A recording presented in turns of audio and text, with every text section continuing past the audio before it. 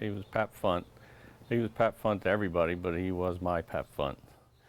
Headline after headline, memory upon memory. This is a letter I wrote to Unsolved Mysteries in 1990. For Clyde Funt and his family, the trip to the past is paved with pain. Oh, he met everything. He's my father. On the cold morning of January 17th, 1981, Clyde was the one who made the horrifying discovery. When I found him laying in the bedroom dead, that was obviously a huge shock. His father, Alan Cameron Funt, was dead upstairs in his Biglerville home, the victim of what state police believed to be a robbery gone wrong. I think it was a pre-planned robbery, maybe a robbery that went wrong. Maybe the intention wasn't to kill him, and Mr. Funt might have resisted. And right up the road here was where the vehicle was parked. Investigators like Trooper Richard Klein have spent years on the case and hours picking through what evidence is left and what details remain relevant more than 4 decades later. 40 years later, you'd love to go back and say, hey, I wish this was done or this was collected. Klein and many officers before him say that Cameron Funt, who was 85 at the time, was trying to help a man, maybe two, who had claimed to have car trouble.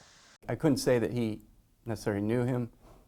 It was just too hard to say at this point. It was a good deed that happened here at this peaceful home along Brysonia Road, an area we visited over the summer with Clyde that likely cost Cameron Funt his life.